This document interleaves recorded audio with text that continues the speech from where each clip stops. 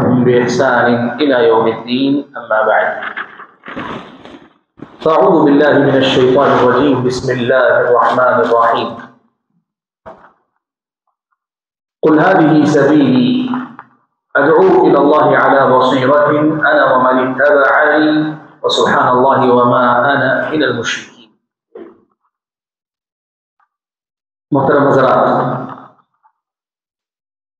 آپ کی جو نشست نماز مغرب کے بعد والی ہے، اس میں ہم جس موضوع پہ بات کریں گے وہ موضوع ہے دعوت الی اللہ کے لیے علمی تیاری، اس کی ضرورت کیا ہے اور تیاری کیسے کریں گے.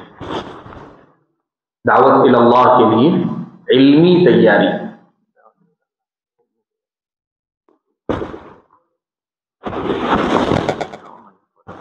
دعوت کے کام کے لیے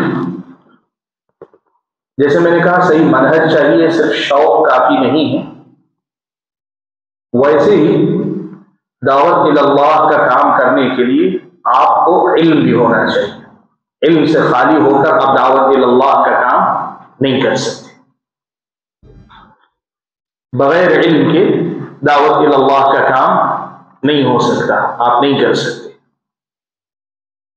علمی تیاری ضروری ہے. آپ میں سب سے پہلے تو علمی تیاری کیوں ضروری ہے اس پر کچھ باتیں رکھوں گا، پھر اس کے بعد ایک سوال کہ کیا آپ لوگ جو علماء ہیں وہ تو ہیں لیکن آپ لوگوں کے پاس کیا علم نہیں ہے، آپ بالکل کام نہیں کر سکتے، یا آپ کے پاس علم ہے الحمدللہ آپ کسی علم پر کام کرتے رہ سکتے ہیں، اس پر بات کروں گا. اور تیسری چیز جو آپ کے سامنے میں رکھوں گا وہ بہت مختصر رکھوں گا لیکن اہم ہے کہ اگر آئندہ آپ مزید علمی تیاری کرنا چاہتے ہیں تو خصوصی طور پر آپ کو کن پہلوؤں پہ محنت کرنی چاہیے. تین باتوں پہ ساری گفتگو میری ہو جائے گی. سب سے پہلی بات، دعوت الی اللہ کے کام میں علمی تیاری کیوں ضروری ہے. قرآن مجید کی جو آیت کریمہ میں نے آپ کے سامنے پڑھی، اللہ نے فرمایا قل هذه سبیلی ادعو الی اللہ علی بصیرۃ انا ومن اتبعنی. اللہ کے نبی نے، اللہ تعالیٰ نے اللہ کے نبی سے کہا قل، آپ فرما دیجیے، هذه سبیلی، یہ میرا راستہ ہے، ادعو الی اللہ، میں اللہ تعالیٰ کی طرف بلاتا ہوں، علی بصیرہ، بصیرت کے ساتھ، انا، میں بھی، ومن اتبعنی، اور جو میرے پیروکار بنیں گے وہ بھی. میں بھی دعوت کا کام کروں گا، میرے پیروکار بھی اللہ کی طرف بلائیں گے. علی بصیرہ، میں بھی بصیرت پر ہوں، میرے نقش قدم پر دعوت کا کام کرنے والے بھی بصیرت پر ہوں. تو سبحان اللہ وما انا من المشرکین، اور میں اللہ تعالیٰ کی پاکی بیان کرتا ہوں اور میں مشرکوں میں سے نہیں ہوں. یہ جو آیت ہے، یہ آیت سیدھے سیدھے یہ بتاتی ہے کہ دعوت متبعین انبیاء کا طریقہ ہے، تو بصیرت کے ساتھ دعوت دینا یہ بھی متبعین انبیاء ہی کا طریقہ ہے. انبیاء کے نقش قدم پر اور پیارے نبی صلی اللہ علیہ وسلم کے نقش قدم پر چل کر دعوت کا کام کرنے والے علم کے ساتھ بھی دعوت کا کام کرتے ہیں. بغیر علم کے وہ دعوت الی اللہ کا کام نہیں کرتے. علی بصیرہ، یہ سورہ اسراء بنی اسرائیل کی آیت ہے. آپ ایک کام کیجیے، فرصت سے جب آپ اپنے گھر جائیں گے، آپ میں سے پڑھے لکھے لوگ ماشاءاللہ کافی نظر آ رہے ہیں، تو آپ یہ آیت ہے علی بصیرۃ جو لفظ ہے اس کی تفسیر خاص طور پر پڑھ کر دیکھیے. میں مختصر کر کے آپ کو بتا دیتا ہوں. بصیرت کس کو کہتے ہیں؟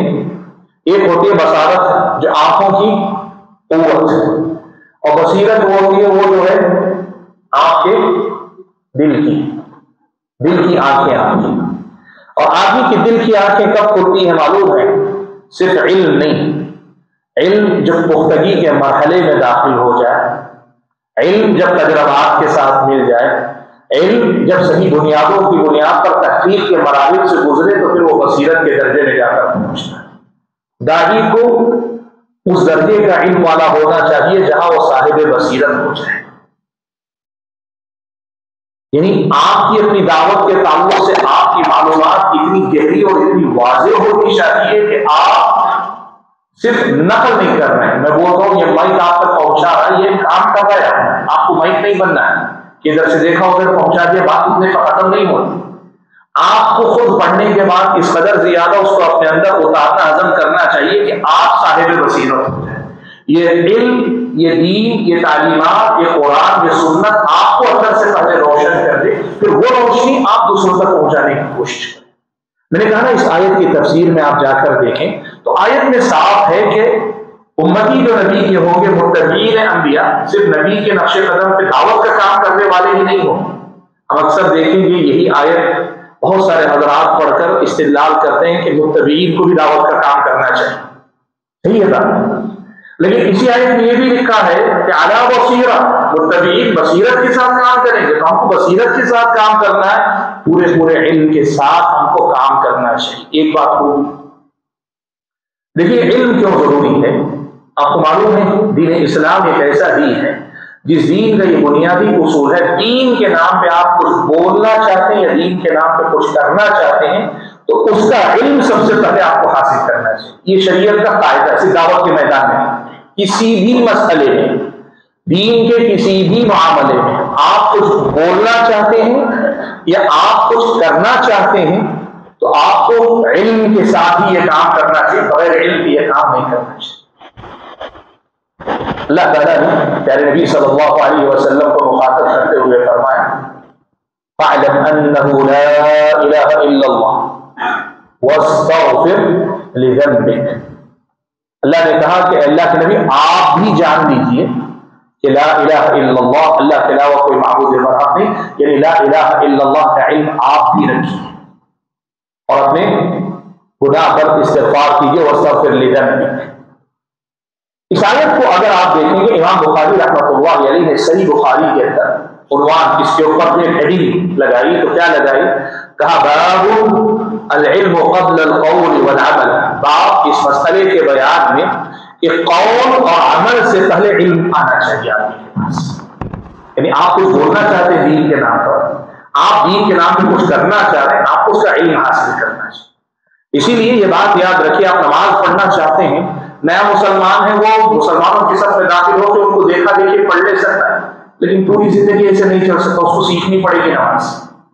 نیا مسلمان ہے، اسے طہارت کا طریقہ معلوم ہے، بازو بیٹھ کر دیکھتا گیا، ہاتھ میں دھل آ گیا، اس کی نماز ابتدا تو ہو جائے گی لیکن اسی طریقے سے زندگی پر وہ نہیں چل سکتا جب تک وضو سیکھ کر وضو ڈھنگ سے نہیں کرے گا، اس کی نماز صحیح نہیں ہوگی۔ بات اسلامی شریعت کا مسئلہ بہت صاف ہے کہ آپ دین کے نام پہ کوئی بھی بات کہنا چاہتے ہیں، کوئی بھی کام کرنا چاہتے ہیں تو پھر آپ کے پاس اس کا صحیح علم ہونا چاہیے، بغیر علم کے آپ نہیں کر سکتے۔ تو دعوت کا کام بھی اگر آپ کرنا چاہ رہے ہیں تو علم کے ساتھ آپ کو کرنا پڑے گا، بغیر علم کے آپ نہیں کر سکتے۔ آپ اور ہم سورہ فاتحہ پڑھتے ہیں، ہر رکعت میں پڑھتے ہیں، اور حدیث ہے تو یہ ہمارا ماننا بھی ہے کہ سورہ فاتحہ کے بغیر نماز ہی نہیں ہوتی۔ ہر رکعت میں ہم کیا کہتے ہیں؟ اهدنا الصراط المستقیم صراط الذین انعمت علیہم غیر المغضوب علیہم ولا الضالین۔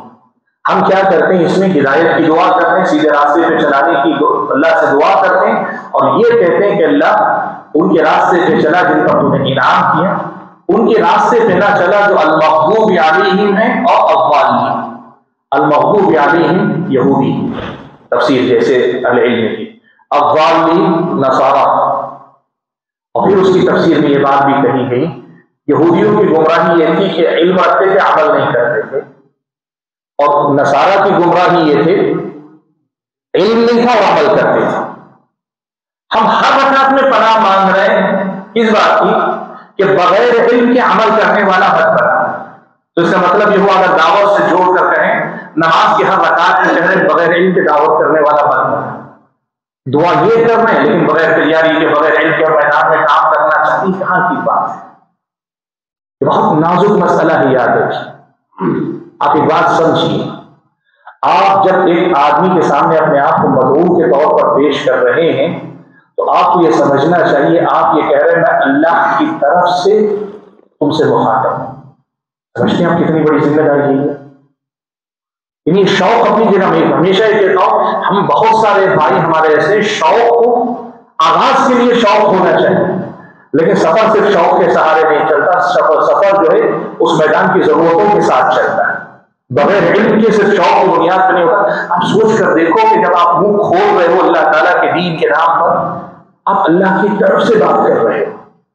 اسے ابن قیم رحمۃ اللہ علیہ کی ایک کتاب ہے جس میں انہوں نے لکھی ہے اعلام الموقعین عن رب العالمین، جس میں انہوں نے علماء کی پہچان اور علماء کی ذمہ داری کہ وہ فتویٰ دیتے ہوئے کن باتوں کا خیال رکھیں، جواب دیتے ہوئے کس بات کا رکھیں، اس موضوع میں انہوں نے کتاب لکھی۔ کتاب کا نام اعلام الموقعین ہے یا اعلام الموقعین عن رب العالمین۔ معنی کیا ہے معلوم ہے کتاب کے نام کا؟ نام یہ ہے رب العالمین کی طرف سے سگنیچر کرنے والوں کو سکھائے جانے والے آداب۔ یعنی کوئی آدمی دین کے نام پہ بات کر رہا ہے تو گویا سرٹیفائی کر رہا ہے اللہ تعالیٰ کی طرف سے، یہ بتاؤ کہ یہ ہے تمہارے دین کا۔ کتنی بڑی ذمہ داری ہے۔ لوگ اسے صرف شوق کا مسئلہ سمجھتے ہیں، یا لوگ یہ سمجھتے ہیں کہ ابھی لوگ بھٹکے ہوئے ہیں، ان کے لیے حرص ہونی چاہیے، بالکل ان کے لیے تڑپ ہونا یہ عین اللہ کے نبی کی سنت ہے۔ گمراہ وہ ہوتے تھے، اللہ کے نبی تڑپتے تھے۔ ہم نبی کی امت انسانیت کو جہنم میں جاتے ہوئے دیکھ کر ہم آرام سے نہیں رہ سکتے، وہ تڑپ ہمیں بھی ہونی چاہیے، لیکن کیا تڑپ کے نتیجے میں ایسے ہی نکل جائیں گے؟ اس میدان کے لیے جو تیاری چاہیے وہ نہیں کریں گے۔ علم، بغیر علم کے آپ اگر میدان میں اترنے کی بات کریں گے بہت بڑا نقصان ہے۔ لیکن میں آپ کے سامنے بتاؤں، پیارے نبی صلی اللہ علیہ وسلم کی حدیث بڑی مشہور حدیث ہے۔ اللہ کے نبی صلی اللہ علیہ وسلم نے کہا کہ القضاء ثلاثہ، قاضی تین قسم کے ہوتے ہیں۔ جو بھی قاضی فیصلے کرتے ہیں، کسی بھی مسئلے میں فیصلہ سنانے والا، تین قسم کے ہوتے ہیں۔ یہ وہ قاضی ہے جو صحیح بات کو جانتا ہے اور اسی کے مطابق، پہلے ہی اللہ کے نبی نے بتایا ان میں سے قاضی فی الجنہ، ایک قاضی جنت میں جائے گا ایک قسم کے، اور دو قسم کے قاضی جہنم میں جائیں گے۔ القضاء ثلاثہ، قاضی تین قسم کے ہیں، ایک قسم کے قاضی جنت میں جائیں گے، دو قسم کے قاضی جہنم میں جائیں گے۔ پھر اللہ کے نبی نے وضاحت فرمائی، کہا ایک قسم کے قاضی وہ جو حق بات کو جانتے ہیں اور حق کے مطابق ہی فیصلہ کرتے ہیں، یہ کہاں جائیں گے؟ جنت میں جائیں گے۔ اللہ کے نبی نے کہا یہ جنت ہے۔ پھر اللہ کے نبی نے کہا دوسرے قاضی وہ ہیں جو حق بات کو جانتے ہیں لیکن اس کے خلاف فیصلہ دیں گے، یہ کہاں جائیں گے؟ جہنم میں جائیں گے۔ بات سمجھ پا رہی نا؟ یہ دو مسئلے نہیں، لیکن تیسری بات جو اللہ کے نبی نے کی بڑی اہم ہے۔ اللہ کے نبی نے کہا تیسرے وہ قاضی جو حق کیا ہے نہیں جانتا اور فیصلہ کرتا ہے، اللہ کے نبی نے کہا وہ جہنم میں جائے گا۔ آپ مجھ سے سنیں جو الفاظ اللہ کے نبی نے کہا، وہ جو حق کیا ہے نہیں جانتا، سچ یہ ہے کہ یہ ہے نہیں جانتا، اور فیصلہ کرتا ہے۔ اللہ کے نبی نے یہ نہیں کہا کہ غلط فیصلہ کرتا ہے، یعنی اللہ کے نبی نے یہ نہیں کہا کہ وہ غلط فیصلہ کرتا ہے۔ اللہ کے نبی نے کہا اس کو حق کیا ہے سچ کیا ہے معلوم نہیں لیکن وہ فیصلہ کر رہا ہے، اللہ کے نبی نے کہا وہ جہنم میں جائے گا۔ یعنی اس کا فیصلہ صحیح بھی ہوگا تب بھی جہنم میں جائے گا، غلط ہوگا تب بھی جہنم میں جائے گا، اگر وہ حق کو نہیں جانتا کیا ہے اور آگے بڑھ کر فیصلہ کر رہا ہے۔ اہل علم اس حدیث کی شرح کرتے ہوئے لکھا کہ جو آخری ٹکڑا ہے یہ اس بات کی دلیل ہے کہ دین کے معاملے میں جو بغیر علم کے بولے گا، اس سے مسئلہ نہیں کہ جو بولا صحیح ہے کہ غلط ہے، مسئلہ اس پر ہے کہ بغیر علم کے بولا تو پھر وہ جہنم میں جائے گا۔ سبحان اللہ۔ تو آپ سوچیں اللہ حفاظت فرمائے، ہماری آپ سب کی حفاظت فرمائے۔ ہم اللہ کی طرف سے ایک مدعو کے سامنے بات کرتے ہیں، بغیر علم کے ہم جو ہے اگر بولیں گے تو کیا ہوگا اللہ کے پاس ہمارا؟ ہم تو گئے تھے ثواب کمانے کا، ہم تو نیکیاں کمانے کے لیے گئے۔ اور میں آپ کو بتاؤں شیطان جتنا ان کے پیچھے جن کو ہم دعوت دینے کے لیے جا رہے ہیں ان کے پیچھے پڑا اس سے زیادہ ہمارے پیچھے پڑا رہتا ہے، اس لیے کہ ہم بیٹھے تو پورے بیٹھے اور انہیں سب راستوں سے ہمیں گمراہ کرتا ہے۔ آپ اور ہم ہو سکتا ہے شرک نہ کریں ان کی طرح، ہو سکتا ہے بتوں کے سامنے نہ رہیں، لیکن جو کام ہم کرتے ہیں اس میں ہم اتنی غلطیاں کریں کہ ہمارا عمل برباد ہو جائے۔ شیطان یہ چاہے گا اور شیطان انہی سب راستوں سے آئے گا۔ میں آپ کو بتاؤں بغیر علم کے جب آپ کام کرتے ہیں نا تو آپ غلطیوں سے بچ نہیں سکتے، آپ لکھ کر لے لیجیے، نہیں بچ سکتے آپ غلطیوں سے۔ دو باتیں میں آپ کے سامنے بتاؤں۔ پہلی بات یہ سمجھیے، آپ نے مثال کے طور پر جا کر ایک آدمی کے سامنے توحید کی بات سنائی، سامنے والے نے جو بات آپ سنائیں اس کا علم آپ کے پاس ہے، یعنی جتنی بات آپ بتا رہے ہیں اتنی معلومات آپ کے پاس ہے۔ سامنے والے بندے نے وہ بات سن لی، سننے کے بعد وہ پلٹ کر آپ سے جو ہے کچھ سوال کر رہا ہے، کوئی کوشچن کرتا ہے، تو آپ کیا کرتے ہیں؟ نہیں مجھے نہیں معلوم ہے، لوگ واپس آتے ہیں عام طور پر جواب چاہیے مجھے، بولیے کیا کرتے ہیں؟ کچھ نہ کچھ جواب دیتے ہیں۔ किस बेस पर जवाब देते हैं? अपनी समझ, अपनी आंखों की बुनियाद पे देते हैं। आपको इसकी इजाजत है? आप पहले मेहनत करें, इल्म भरपूर हासिल करें, उसके बाद कोई ऐसा सवाल आ गया तो आप इस काबिल हो कि उस इल्म की रोशनी में आप जवाब सोच सकते हैं, बता सकते हैं, वहां आपको भूल जाए। आप इल्म ही तैयारी ही नहीं कर रहे हैं तो क्या होगा? आप जवाब अपनी अकल से देंगे। सवाल यह है कि क्या आपको अपनी अकल से जवाब देने की इस्लाम ने छूट दी है? इसीलिए मैं कह रहा हूं कि आप ये बात याद रखिए, बगैर इल्म की या इल्म तैयारी के बगैर मैदान में जाएंगे, आप गलतियां करेंगे, आपको पता भी नहीं चलेगा। मैं दो मिसालें इस वक्त आपके सामने देता हूं, जैसे मैंने अभी कही बात। एक मिसाल, एक बड़े मशहूर दाई, मैंने उनकी एक लेक्चर सुना तो उन्होंने जो है खूब मुनाज़रे में जमकर बात कर रहे अल्लाह ताला निराकार है, निराकार है, निराकार है। यानी निराकार कहते हैं किसको? हिंदी जाते हैं हम लोग हिंदी वाले, जिसका कोई आकार नहीं। आकार का मतलब क्या?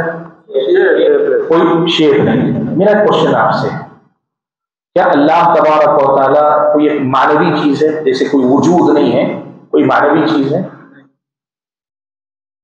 जैसे बहुत सारे लोग ही से पावर, जैसे कोई कुव्वत का नाम है? या कुव्वत का नाम है? नहीं ना। जैसे इल्म है, या जैसे हम कहते हैं कि कुव्वत है, रोशनी, ऐसी कोई चीज है अल्लाह ताला? नहीं। अल्लाह ताला का एक वजूद है और वजूद हकीकी है। हाँ, हम नहीं जानते वो वजूद कैसा है। अल्लाह ने कुरान में कहा लैसा कमिस्लिही शै'उन वहुव समीउल बसीर। अल्लाह ताला जैसा कोई नहीं है, लेकिन वो सुनने और देखने वाला है। अल्लाह ने अपने बारे में कहा उसका वजह चेहरा है, उसके अपने हाथ हैं।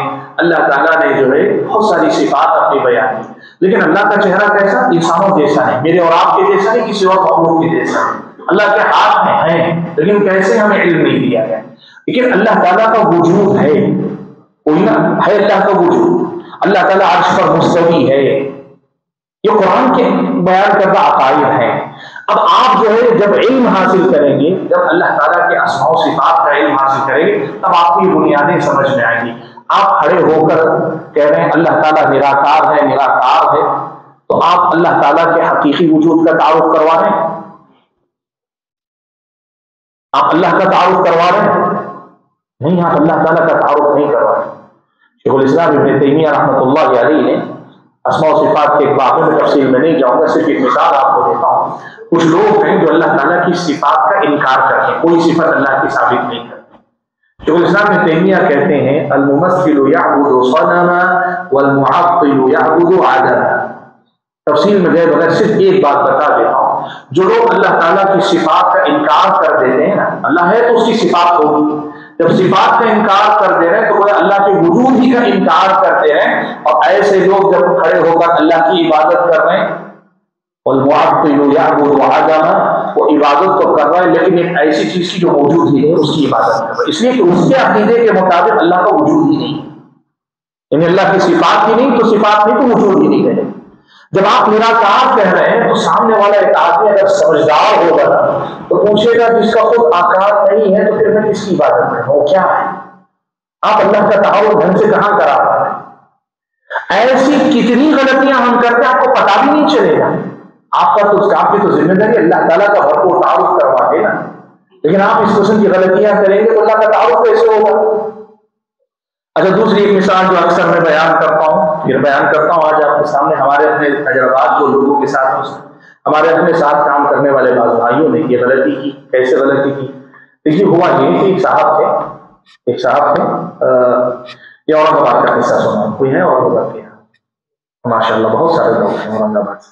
तो काफी साल पहले की बात, लगभग मेरे ख्याल में 18-20 साल पहले की बात है, औरंगाबाद की बात। तो असल के बाद मैदान में जाते फील्ड वर्क के लिए, तो वह मुस्लिमों में जाकर काम करते थे। एक साहब थे, ज्यादा दीनी एतबार से तो बिल्कुल नहीं पढ़े लिखे थे, दुनियावी एतबार से ज्यादा मुश्किल से 10th पास हो गई, वो भी पास किए नहीं, लेकिन शौक है। फील्ड वर्क में वो जाते थे, शाम में मिलते तो वो आकर किस्सा सुनाते कि आज मैंने इतने लोगों को दावत दी, इतने लोगों ने इस्लाम कबूल किया, एक आदमी 2 आदमी, बहुत खुशी होती हम लोगों को। अब हम लोग भी जो है जाते कई बार कोशिश करते, कोई कलीमा पढ़ता हो, कई बार बगैर कलीमा पढ़े बात तो पहुंचा देते, लेकिन जरूरी नहीं कि बंदा कबूल करे, हमारे हाथ में है नहीं। अब हुआ ये कि तकरीबन 6-7 साथी थे जो अलग अलग جگہوں پہ جاتے ہیں، شام کے وقت میں اکثر جب جمع ہوتے تو وہ ہمارے ساتھی جو ہے وہ کہتے آج جو ہے 2 لوگ 8 4 لوگ جیسے جیسے دن آگے بڑھ رہے ہیں ان کا ڈیلی جو نمبر ہے وہ انکریز ہوتا جا رہا ہے روزانہ۔ اور ہم لوگوں کے اندر ایک تجسس پیدا ہوا کہ سبحان اللہ ایسا کیا طریقہ اپنا رہے ہیں کہ روزانہ 3 4 لوگ کے ہاتھ پہ کلمہ پڑھ رہے ہیں، اسلام قبول کر رہے ہیں۔ واقعی کوئی طریقہ ہوگا نا ان کے پاس، ایک آدمی اتنی آسانی سے اسلام قبول کر رہا ہے۔ تو یہ ہوا کہ نہیں چلیے ان سے سنتے ہیں کیا طریقے سے کام کرتے ہیں تاکہ کل سے ہم بھی اسی طریقے پر کام کریں۔ اگر لوگ بات ہوتا ہے نا کبھی کبھار سمجھانے کا بھی اپنا ایک طریقہ ہوتا ہے، ان سے پوچھا گیا اور تعجب اس لیے ہم کو ہو رہا تھا کہ وہ دینی اعتبار سے بھی زیادہ پڑھے لکھے نہیں، دنیاوی اعتبار سے بھی بہت زیادہ ہے، لیکن اللہ کسی کے ذریعے ہدایت دے تو دے سکتا ہے۔ کیا ہے حقیقت ہم سمجھنا چاہ رہے ہیں۔ تو ہم لوگوں نے کیا کیا، لوگوں کو جو ہے ہم لوگوں نے ان کے ساتھ بیٹھے، شام کے وقت میں جب بیٹھے تو ان سے کہا کہ آج صرف رپورٹ میں آپ تفصیل سے بتائیے کہ آپ کیسے لوگوں کو سمجھائیں۔ انہوں نے کہا کہ میرا طریقہ یہ ہے کہ میں جاتا ہوں میدان میں، جانے کے بعد مثال کے طور پر بس اسٹینڈ میں جاتا ہوں یا ہسپتال میں جاتا ہوں یا پارک میں جاتا ہوں یا کسی بھی جگہ پہ جہاں لوگ بیٹھے ہیں، کئی بار ہوٹل کے پاس بیٹھے رہتے ہیں، کسی دکان کے پاس، اور چھوٹی اگر بستی ہے تو چبوترے وغیرہ جنہیں محلے کے اندرونی علاقے میں گئے چبوترے، تو میں جا کے بازو بیٹھ جاتا ہوں، حال چال پوچھتا ہوں کیا نام ہے، کہاں سے ہے، کیا ہے۔ تو آپ جانتے ہیں کہ ہر آدمی کی زندگی میں مسائل ہیں، ہر آدمی کی زندگی تھوڑی دیر اگر کوئی ہمدردی سے بات کر لے تو آدمی کا غم ابل جاتا ہے اندر سے، وہ ہر کوئی اپنی مشکلات سنانے لگتا ہے، انسانی طبیعت ہے یہ۔ ذرا کوئی ہمدردی کیا تو میرا اندر کا غم ابلتا ہے، میں آپ کے سامنے اپنی تکلیفیں سنانا شروع کر دوں تاکہ میں پہلے اس سے ہمدردی وغیرہ محبت کی بات کرتا ہوں، اور جب وہ جو ہے تکلیفیں سنانے پر آتا ہے، اور ہر کوئی سناتا ہے یہ بات، تو میں اس سے کہتا ہوں بیمار ہوگا تو پہلے سے بیماری سنائے گا، یا تو بچوں کی شکایت کرے گا، یا بیوی کی شکایت کرے گا، یا تجارت میں نقصان کی بات کرے گا، یا نہیں تو جو ہے دنیا کی شکایت کرے گا، دنیا میں بگڑ گئی ہونا کچھ بھی۔ تو کہا کہ میں یہ کام یہ کرتا ہوں کہ جب وہ شکایت کرتا ہے تو میں اس سے کہتا ہوں دیکھو میں تمہیں ایک منتر پڑھاؤں گا، میں تمہیں ایک منتر پڑھاؤں گا، اگر یہ منتر پڑھ لو گے تو تمہاری یہ جو پریشانی دور ہو جا سکتی۔ تم تیار ہو پڑھنے کے لیے؟ تو آدمی کہتا بالکل تیار ہوں، پڑھاؤ کیا ہے؟ تو میں کہتا ہوں کہو لا الہ الا اللہ، اشہد ان لا الہ الا اللہ واشہد ان محمد رسول اللہ۔ تو آدمی سے پڑھاتا ہوں، وہ پڑھ لیتا ہے، تو پھر اس کے بعد میں اس سے کہہ دیتا ہوں کہ دیکھو یہ کلمہ پڑھ لینے کے بعد اب اس کے بعد تم کو مورتی پوجا نہیں کرنی چاہیے، تم صرف اسی کی آرادھنا کرو گے، اسی کی عبادت کرو گے، یہ کہہ دیتا ہوں، اور یہ کہہ دیتا ہوں کہ آج کے بعد تم کو جو ہے اسلام کو فالو کرنا پڑے گا، یہ بول کر میں آ جاتا ہوں۔ کیا خیال ہے، صحیح ہے طریقہ؟ صحیح ہے طریقہ؟ سوال یہ ہوا، ہم لوگوں نے ان سے کہا کہ بھائی آپ نے اسے جو کوئی منتر پڑھایا، اسے کلمہ تھوڑی پڑھایا آپ نے، اس کو کیا معلوم کہ وہ جو ہے ایک دین چھوڑ کر ایک دین قبول کر رہا ہے، شرک سے توبہ کر کے توحید کر رہا ہے، اس نے تو توحید بھی سمجھی نہیں، آپ نے توحید بھی نہیں سمجھائی، ایمان بالآخرت۔ اور دوسری بات یہ کہ آپ نے کلمہ پڑھایا اور اس کو معنی بتا دیا ٹھیک ہے، لیکن اس معنی کو وہ تسلیم کر رہے تھے، یہ بھی آپ نے نہیں کہا نہیں وہ میری ذمہ داری نہیں۔ سمجھیے بات کیا کہہ رہے ہیں، وہ میری ذمہ داری نہیں۔ اللہ کے نبی نے کیا کہا، جو لا الہ الا اللہ کہے گا وہ جنت میں جائے گا، اور یہ جو ہے لا الہ الا اللہ کہہ رہے جنت میں جائے گا۔ سمجھ رہے ہیں آپ؟ اگر وہ بھائی واقعی معنوں میں علم حاصل کیے ہوتے تو ان کو پتا ہوتا ایمان لانا جسے کہتے ہیں اس میں 3 چیزیں اہل سنت، ایک ہے تصدیق بالجنان، دل سے اس کے حقیقت کو تسلیم کرنا، اقرار باللسان، اس تصدیق کے ساتھ زبان سے اقرار کرنا، والعمل بالارکان، اس کے بعد دین اسلام کی پابندی کرنا، یہ ایمان۔ یہ سمجھے ہوتے تو اسی انداز میں سمجھاتے، اور اسی انداز میں وہ آدمی قبول کرتا نہیں کرتا ٹھیک ہے، لیکن اب یہ لگے تمہیں سمجھ رہے ہیں، یعنی مان لیجیے کہ اگر اس دن ہم لوگوں نے تفصیل نہ پوچھی ہوتی تو اسی طریقے پر پتہ نہیں کب تک وہ کام کرتے ہیں، اور اپنی جگہ پہ سمجھتے میں دین کی خدمت کر رہا ہوں، میں دعوت کا کام کر رہا ہوں۔ لیکن ایسی کتنی غلطیاں آپ کریں گے آپ کو پتہ نہیں چلے گا اگر آپ علم نہیں حاصل کریں، اور ایسی غلطیوں کے ساتھ کیا آپ کا عمل اللہ کے پاس قابل قبول ہوگا؟ اچھا ایک تیسری مثال بھی بتا دیتا ہوں آپ کو، یہ واقعہ بھی میدان کے ہی واقعات میں سے، اور اکثر یہ میں ذکر کرتا ہوں واقعہ۔ ایک صاحب جو ہے، آپ کو معلوم ہے طریقہ ہے فیلڈ ورک کے بعد میں شام میں جمع ہو کر سب لوگ اپنے اپنے تجربات سنائیں، اس سے کیا ہوتا ہے ایک دوسرے سے سیکھنے کا موقع ملتا ہے اور لوگوں کے اندر کام کرنے کا جذبہ ہوتا ہے۔ ایک صاحب جو ہے اپنا تجربہ سنانے لگے، کھڑے ہو کر، کیا تجربہ ہے؟ انہوں نے تجربہ یہ سنایا اپنا کہ ایک آدمی ملا مجھ سے، تو میں نے اس سے جو ہے مطلب توحید سمجھائی. دیکھیے غلطی یہاں نہیں ہونی چاہیے، میں نے اس کو توحید سمجھائی، شرک سے روکا، ٹھیک ہے، توحید سمجھائی، اسلام کی طرف دعوت کی اور کہا کہ اللہ کا دین قبول کرو گے جنت ہے، ورنہ جو ہے ہمیشہ کی جہنم میں جلو گے. جو پیغام ہے صحیح، انہوں نے ابتدا بالکل صحیح انداز میں، کوئی اس میں غلطی نہیں، کلیئر میسج دیا ہوا. کہتے ہیں اور آپ کو بھی ہوگا یہ تجربہ میدان میں، یہ بہت بڑی سچائی ہو سکتا ہے آپ میں سے جو کیے ان کو تجربہ ہو چکا ہو، نہیں تو بھی آج کا ضرور ہوگا.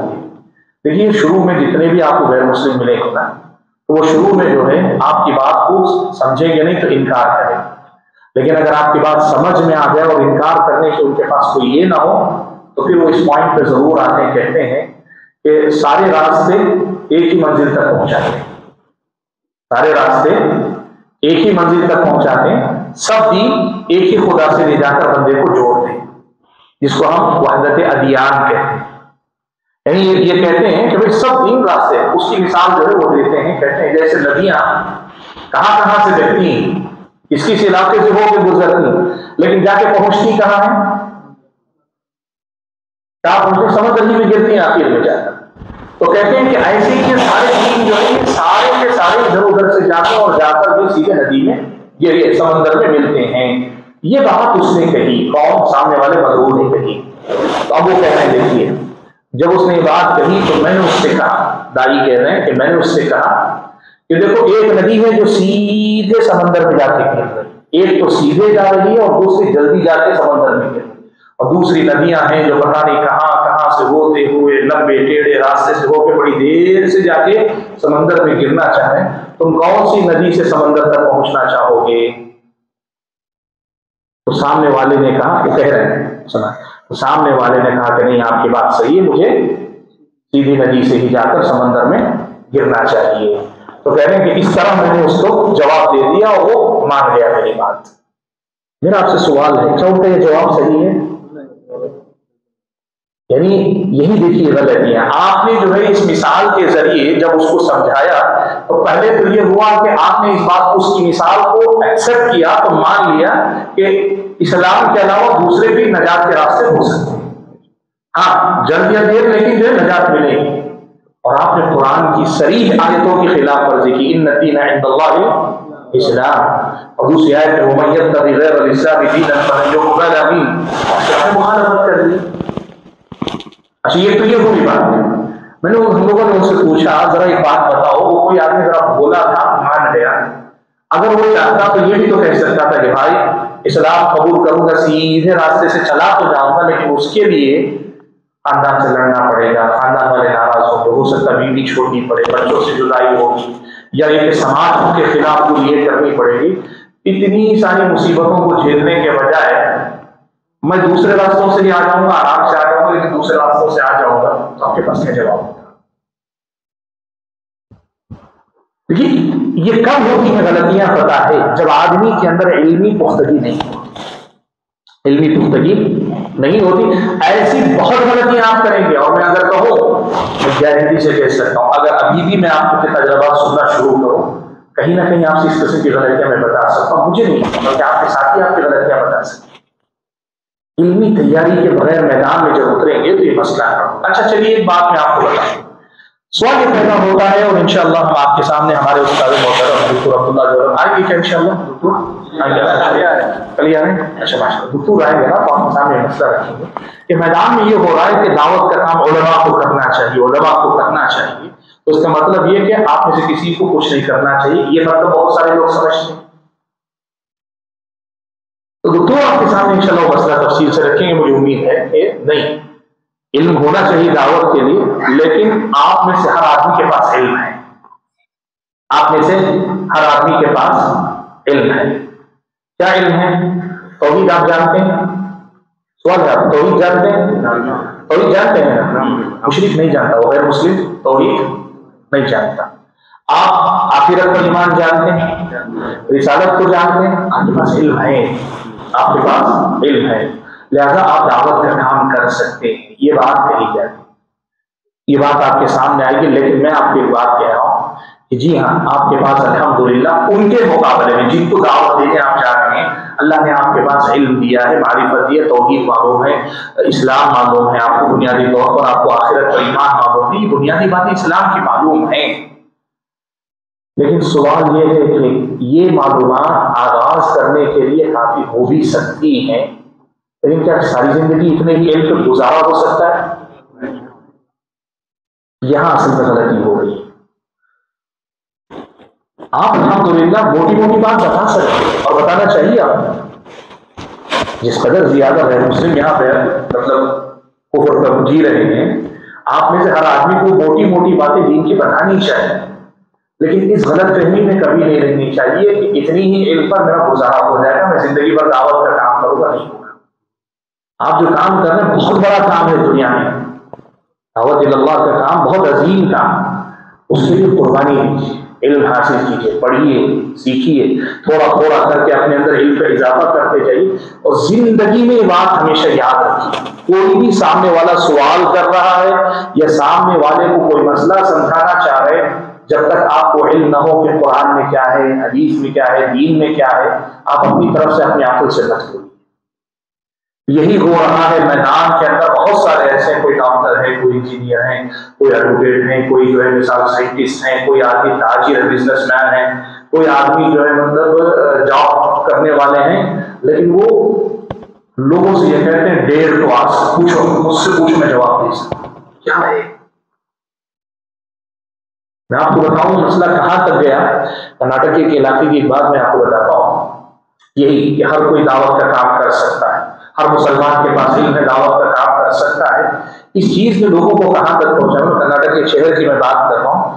الحمدللہ پورے شہر میں جتنے بھی ایجوکیٹڈ ہائیلی ایجوکیٹڈ جو لوگ تھے، جیسے مثال کے طور پر کالجز کے جتنے جو ہے لیکچررز تھے، اس کے ساتھ جو ہے ہاسپٹلس کے جو ڈاکٹر تھے، اور کورٹ میں کام کرنے والے لائرز تھے، میڈیا میں کام کرنے والے، اور ایسے ہی جو تاجروں میں بھی جو اچھے مطلب پڑھے لکھے لوگ ہیں، ان لوگوں کو لا کر جو ہے بٹھایا گیا ہے، اور ان کے سامنے ایک یہی اسٹینڈرڈ کے اسٹوڈنٹ کو جو ہے سوٹ بوٹ پہنا کر کچھ چیزیں یاد کروا کے لا کے کھڑا دیے. دعوت کے کام کے لیے اتنی معلومات بھی کافی، یہ بھی داعی ہو سکتا ہے، یہی اسٹینڈرڈ کا بچہ بھی داعی ہو سکتا ہے. وہ کھڑے ہو کر جو ہے ان کے سامنے دعوت کی بات کر رہا ہے. میں جو سوال آپ سے کروں گا، سماج کا یہ کون سا طبقہ ہے جو اپنے آپ میں جو ہے وہ تو سماج کے لوگوں کو سمجھتے ہیں اس وقت جو مطلب ان پڑھ جاہل گواہ ہیں، ان کو مخاطب کرنے کے لیے آپ کے پاس جو ایک علم ہونا چاہیے، ایک سنسیئرٹی ہونی چاہیے، سنجیدگی ہونی چاہیے. آپ جو ہے ڈرا رہے ہیں ان کو، اور آپ ان کو ایمان لانے کی خوشخبری سنا رہے ہیں کہ اگر تم ایمان نہیں لاؤ گے، جس حالت میں مرو گے، جہنم میں جلو گے. اور یہ بتانے کے لیے ایک اسٹینڈرڈ کا بچہ آپ کے سامنے کھڑا ہے. کہاں چلی جاتی ہے وہ سنجیدگی؟ یہ وہی بات ہے کہ علم کے جب آپ یہ چیز طے کریں گے نا، اگر آپ کے ذہن میں ہوتا کہ نہیں یہ دعوت کا کام بہت گہرا علم چاہیے، تو جتنا آپ نے وہ پروگرام آرگنائز کرنے کے لیے محنت کی نا، اتنی ہی زیادہ کوشش آپ اس کی بھی کرتے کہ اس قسم کے کراؤڈ کو مخاطب کرنے کے لیے جتنے علم والا آدمی چاہیے اس کو لاتے آپ. اور آپ بھی اگر سمجھیں گے کہ یہ کام اتنا اہم ہے کہ کرے بنا چاہ رہا ہے کہ امت گمراہ ہو رہی، دنیا گمراہ ہو رہی، ہم کو ہدایت کے لیے محنت کرنا ہی ہے، تو آپ کیا کریں گے؟ تیاری کریں گے اپنے آپ.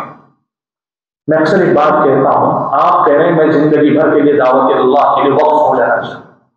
اللہ کرے آپ کی عمر زیادہ، لیکن اللہ کے نبی نے لکھا ثواب ہے میری امت کی عمر 60 سے 70 سال کے درمیان ہے.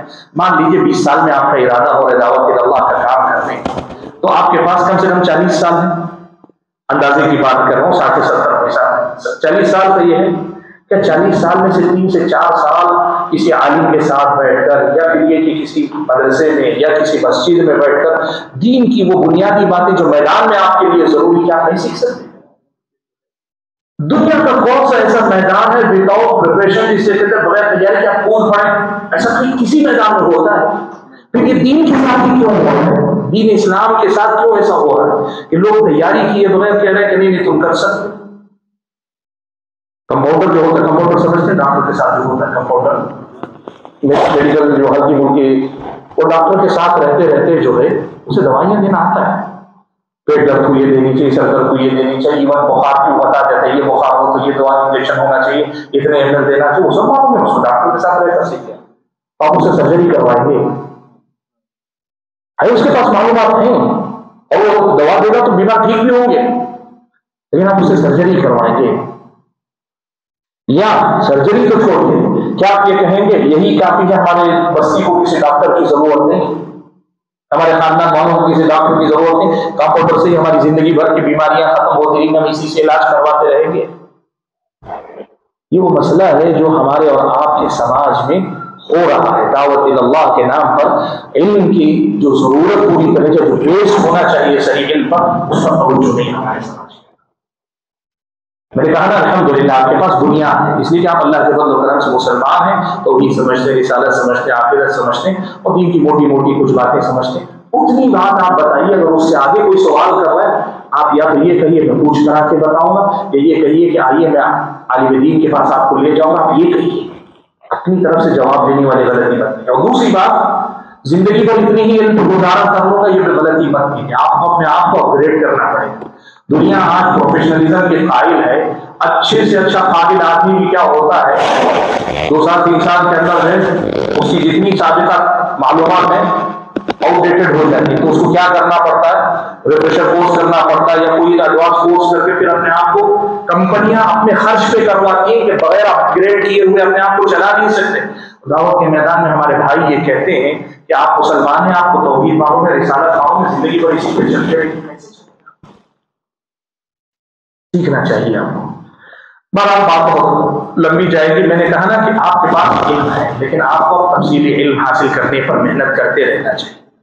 شروعات دیکھیے الف با سے ہی ہوتی ہے، علم کی ابتدا کہاں سے ہوتی ہے؟ الف با سے ہی ہوتی ہے، لیکن آدمی کو اس مقام تک پہنچنا چاہیے جہاں صحابہ جب ایمان لائے اللہ کے نبی کے پاس، دین کا کیا علم تھا ان کے پاس، بڑی عمر کے چھوٹی عمر کے جو بھی تھے، دین کا کوئی علم نہیں تھا، دنیا کے تجربہ کا رہے بھی ہوں تو دین کا کوئی علم نہیں، لیکن کیا صحابہ اسی حالت میں انتقال کر گئے، دنیا سے گئے؟ ہم یہ کہتے ہیں صحابہ جو ہے دین کی خدمت کے لیے مدینہ سے نکل گئے، قرآن سے، وہ کہیں بھی گئے، علم سے رشتہ توڑ کر گئے؟ وہی بات ہے، اپنے آپ کو بڑھاتے رہیے۔ چلیے میں بات کو سمیٹتا ہوں، صرف آپ میں سے اگر کوئی لکھنا چاہے تو لکھ لیں کہ کن باتوں پہ ہم کو محنت کرنی چاہیے علم کے میدان میں۔ پہلی بات تو یہ کہ دیکھیے پورا دین اسلام سیکھنے کا، اس لیے کہ آپ دین اسلام کے داعی، آپ دین اسلام کے داعی ہیں، آپ کو دین اسلام پورا سیکھنا چاہیے، یہی بنیادی بات ہے۔ لیکن بنیاد میں جو کہنا چاہوں اس میں سے اہم کچھ اگر میدان موضوعات ہیں جس پہ آپ کو محنت کرنی ہے، تو اس میں سب سے پہلا جو موضوع ہے وہ ہے ارکان ایمان۔ ارکان ایمان،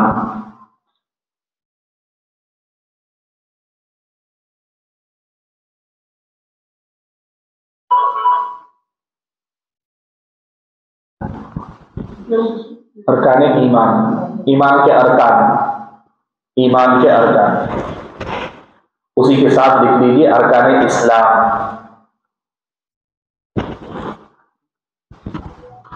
ارکان ایمان کا مطلب ایمان کی 6 باتیں، ایمان کی 6 باتیں، ان تؤمن باللہ، اللہ پر ایمان، وملائکتی، فرشتوں پر ایمان، وکتبہ، آسمانی کتابوں پر ایمان، ورسلہ، رسولوں پر ایمان، والیوم الآخر، آخرت پر ایمان، والقدر خیرہ وشرہ، اچھی اور بری تقدیر پر ایمان۔ اس کی تفصیلات آپ کو سمجھیں، ٹھیک ہے؟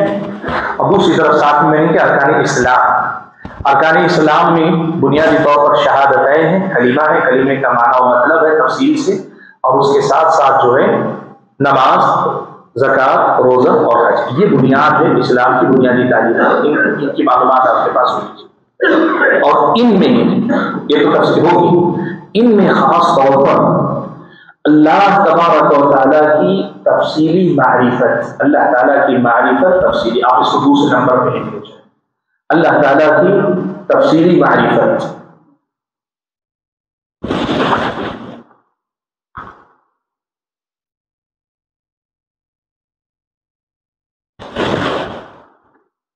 یعنی اللہ تعالیٰ کے نام، اللہ تعالیٰ کی صفات اور اللہ تعالیٰ کی آیات، ان سب کے ذریعے اللہ تعالیٰ نے جتنا اللہ نے اپنے بارے میں بتایا اتنا زیادہ آپ چاہیے۔ جو دائی اللہ تعالیٰ کے بارے میں کما حق کو نہیں جانتا وہ کبھی کامیاب دائی نہیں بن سکتا۔ میرے پاس وقت نہیں ہے ورنہ یہ مستقل یہ بھی ایک عنوان ہو جاتا ہے، بڑی تفصیل سے آپ کے سامنے بتاتا کہ کیسے آپ جو ہے اس موضوع کو کافی تفصیل میں جا کر پڑھنے کی ضرورت ہے۔ اللہ کے اسماء و صفات کے باب آپ یقین کیجیے اگر اللہ تعالیٰ کی کما حق و معرفت آپ کے پاس ہوگی نا، جب آپ اللہ تعالیٰ کی توحید کا تعارف کروائیں گے سامنے والے کو شرک سے نفرت ہو جائے گی۔ اگر آپ صحیح سے اللہ تعالیٰ کی توحید کو سمجھ کر سمجھانے میں کامیاب ہو گئے، سامنے والا شرک سے نفرت کرنے لگے۔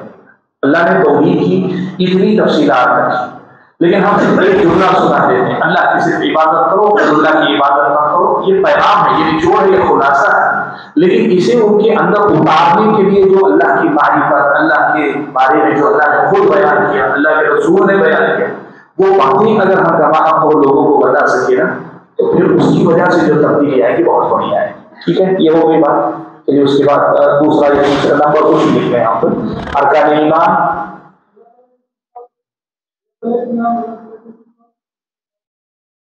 آیات، نشانیاں، اللہ کی نشانیاں، آیات، نشانیاں۔ اچھا، اس کے بعد یہ جو ہوئے بنیادی چیزیں، دوسری چیز جو ہے جس کے بارے میں آپ کو معلوم ہونا چاہیے وہ ہے محاسن اسلام۔ محاسن اسلام، محاسن اسلام لکھ لیجیے، محاسن یعنی اسلام کی خوبیاں، اسلامی شریعت کی خوبیاں، محاسن اسلام، محاسن خوبیاں، اسلام کی خوبیاں۔ دیکھیے آپ کا یقین اور ایمان ہے اور ہونا چاہیے، ہر مسلمان مانتا ہے کہ قرآن کی بات، حدیث کی بات یعنی اللہ کی بات سب سے اچھی بات ہے۔ ٹھیک ہے، یہ ایمان کے درجے میں مانتے ہیں۔ کیا پریکٹیکلی بھی ہم مطمئن ہیں کہ واقعی جو اسلام کی ہدایت وہ سب سے اچھی بات ہے؟ مثال کے طور پر اللہ تبارک و تعالیٰ نے ہر ایک میں گائیڈ لائنس دی، حلال اور حرام۔ جو حرام کیا وہ ہمارے لیے اچھا ہو ہی نہیں سکتا، اگر اچھا ہے بھی تو نقصان زیادہ، تبھی اللہ نے اسے حرام کیا۔ اس پر ہمارا یقین کتنا ہے؟ کیا ہم کنوینس کر پائیں گے سامنے والے کو؟ جس چیز کے کرنے کا اللہ نے حکم دیا اس میں ہمارا فائدہ ہے، اگر نقصان بھی نظر آتا ہے تو فائدہ زیادہ ہے، کیا ہم اس کو کنوینس کر پائیں گے سامنے والے کو؟ اسلام کا حکم انسانیت کے فائدے کے لیے ہے، یہ ہم کنوینس کر پائیں گے کیا سامنے والے کو؟ کب کر پائیں گے معلوم ہے؟ جب ہمیں ہر حکم کے پیچھے موجود جو خوبیاں، ان تعلیمات کے اندر جو محاسن اللہ نے رکھی، جو حسن، جو خوبصورتی اللہ نے اس میں رکھی ہے، تبھی آپ سمجھا پائیں گے۔ یہ بہت بڑا مسئلہ ہے، داعی کو خاص طور پر ان سے اچھی طریقے سے واقفیت رکھنی چاہیے۔ محاسن اسلام انشاءاللہ آنے والے جو ہمارے بھائی ہیں ان سے آپ پوچھ لیجیے، وہ ہو سکتا ہے اس کی اور وضاحت آپ کے سامنے کریں گے۔ اچھا، اس کے بعد چوتھے نمبر پر لکھیے، جو نمبر آپ کے پاس ہے لکھ لیجیے، وہ ہے اسلام اور اسلامی تعلیمات پر جو اعتراضات ہوتے ہیں، مشہور اعتراضات، ان کے جوابات آپ کو معلوم ہونے چاہیے، ان کے جوابات آپ کو معلوم رہنے چاہیے۔ اعتراضات، اسلام یا اسلامی تعلیمات پر جو اعتراضات ہوتے ہیں ان کا جواب قرآن و سنت میں کیا دیا گیا۔ مثال کے طور پر لوگ یہ کہتے ہیں کہ بھائی، لوگ یہ بات کہتے ہیں کہ پردے کا جو حکم ہے یہ عورت پر بہت بڑا ظلم ہے، اس کا جواب شریعت میں کیا ہے؟ ٹھیک ہے، لوگ کہتے ہیں جہاد جسے اسلامی شریعت میں کہتے ہیں دہشت گردی، ٹیررزم ہے، اس کا جواب شریعت اسلامیہ میں کیا ہے؟ ٹھیک ہے، لوگ مثال کے طور پر جو ہے ایک اعتراض کرتے ہیں کہ بھائی عورت کو آدھی ہی، مرد کے مقابلے میں آدھی میراث دی جاتی ہے، مرد کو ڈبل، عورت کو سنگل۔ یہ تو ناانصافی ہو گئی، عورت کو آپ نے آدھا کر دیا۔ اس کا جواب اسلامی شریعت میں کیا ہے؟ جو اعتراضات، مشہور جو اعتراضات ہیں نا، یہ آپ کے پاس ہونے چاہیے، ان کے جوابات آپ کو معلوم رہنے چاہیے، اس لیے کہ آپ جب بھی میدان میں جائیں گے تھوڑا بھی اگر وہ دنیا جانتا ہے تو وہ آپ کی بات سننے کے بعد وہ آپ پر اعتراض ہی کرے گا، یعنی وہ یوں کہہ رہے گا، صاف نہیں بولے گا لیکن یہ رہنے دو، پہلے یہ بتاؤ، یعنی آپ اپنی بات رہنے دو، پہلے یہ بتاؤ۔ آپ یقین کرو جب اس سے کوشچن کو کاؤنٹر کر لیں گے نا تو پھر وہ آپ کو وہ بات کو سننے کے لیے بھی تیار ہو جائے، اور اگر آپ اس کے سوال کا جواب نہیں دیں گے وہ نہیں ہٹے گا اپنی جگہ سے۔ शैतान इन्हीं शुबहात के जरिए लोगों को हिदायत से रोकता है। तो आप एतराजात के जवाबात की तैयारी करके जाइए अच्छे से, ताकि कोई एतराज करे तो आप रेफरेंसेस के साथ बताएं, देखो जो तुम कह रहे हो कुरान में ऐसा नहीं लिखा है, हदीस में ऐसा नहीं लिखा है, इस्लाम का ये हुक्म है, इस्लाम में ये बताया गया, ये नहीं। और इसमें आप अक्सर देखेंगे बगैर तैयारी के जाने की वजह से अपने दिमाग से लोग जवाब आते हैं, और इसी वजह से कई बार आप समझते हैं कि मेरा जवाब बहुत कन्विंस करने वाला, मनवाने वाला है, लेकिन सामने वाले को हकीकत में मनवा नहीं पाते। वही आप कुरान सुन्नत की तालीमात वाला जवाब देंगे, वो मनवाने के लिए ज्यादा मुनासिब है। अल्लाह बेहतर जानता है कि किस तालीम का क्या जवाब हो सकता है, तो कुरान सुन्नत का जवाब उससे बेहतर कोई जवाब नहीं हो सकता। तो एतराज़ात जितने हैं उनके जवाब आप कुरान सुन्नत की तालीमात की रोशनी में तैयार करके दे जाए। और जाहिर सी बात है, आखिरी बात उस फक़े के बाद खत्म करें, ये सारी बातें आपको कहाँ से मिलेंगी?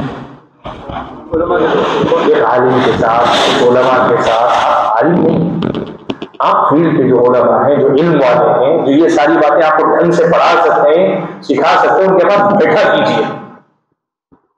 किसी दिन फजर की नमाज के बाद रोजाना हफ्ता 10 दिन के लिए बैठकर कोई एक मिसाल के तौर पर ईमान बिल्लाह हफ्ता भर दिन इस उस्ताद के साथ बैठकर पढ़िए, इसमें क्या क्या मसाइल हैं पढ़िए। एक दिन पढ़िए मिसाल के तौर पर कलीमा बिल्लो आखिर में क्या क्या तफसीलात आती, कुरान में क्या बताया गया, हदीस में क्या बताया, पढ़िए आप।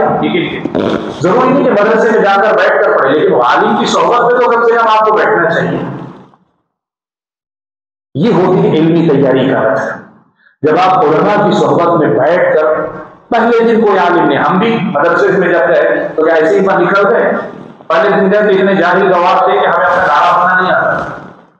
हमारा एक साथी कहता है कि उसने जो, मैं तो नहीं, हमारा नहीं, हमारे एक साथी का नाम नहीं लूंगा, आप में से बहुत लोग जानते भी होंगे, वो घर से आए थे तो हुआ ये कि उनको जो है नारा बनना नहीं आया, घर की याद भी आई तो क्या किया, नारा उठाकर ऐसे गर्दन में डाल लिया, अपना नारा उठाकर, नारा बंधा हुआ है उसको गर्दन में डाल दिया और उसी हालत में ट्रेन में चढ़ के निकल गए बस्ती वापस।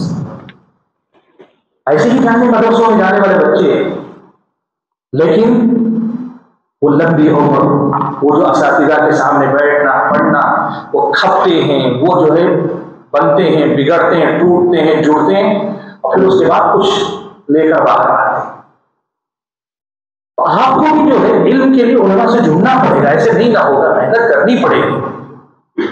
और भाई बार बार कह रहा हूं, आप जो काम करें, कितना बड़ा काम कर रहे हैं, दावत का काम कुछ छोटा काम थोड़ी, इतने बड़े काम के लिए मैंने कहा ना, जिंदगी भर के लिए आप उसको अपनी जिंदगी का मिशन बनाना चाह रहे हैं, जो आपकी मुमकिन है 60 साल जिंदगी, 70 और अल्लाह उम्र दराज करे 100 साल हो तो 80 साल की जिंदगी हो सकती है। उतनी जिंदगी के लिए 4-5 साल की आप इल्म के लिए मेहनत नहीं कर सकते, किसी की सोहबत में बैठकर पढ़ नहीं सकते उलमा के साथ आप, तो ये कैसा मतलब हम काम करना चाहें? इसका मतलब ये हुआ कि हम सिंसियर नहीं है पूरी तरह। लोगों के अंदर एक ये ट्रेंड चला है कि दावत का काम करना चाहिए, हम आगे, हम अभी उतने, अगर वाकई संजीदा हो गया ना, हम कहेंगे जो लगेगा लगाएंगे लेकिन करेंगे, जो सीखना पड़ेगा सीखेंगे लेकिन करेंगे। ये असल चीज है जो आप मुझे समझने के बाद मैं अपनी गुफ्तगू को खत्म करता हूँ। जो दर्स मेरे सामने इस वक्त होता, दावत इल्लाह के मैदान में इल्मी तैयारी क्यों जरूरी है, मौजूद इल्म काफी है कि नहीं है, और अगर इल्म हासिल करना चाहे तो खुसूसी तौर पर इन पहलुओं पर ज्यादा मेहनत करनी चाहिए। अल्लाह से दुआ कीजिए कि अल्लाह ताला मुझे और आपको सही इल्म की रोशनी में सही तरीके पर काम करने वाला मुसलमान और अल्लाह का दाई बनाए। आमीन। व आखिरु दावाना अनिल हम्दुलिल्लाहि रब्बिल आलमीन। इल्म देने के लिए माशाअल्लाह दूर से अपनी सारी मसरूफियात को छोड़कर आए, अल्लाह आपके सफर को आसान फरमाए और हमें इस इल्म से फायदा पहुंचाए। हमें आप बैठे रहिए,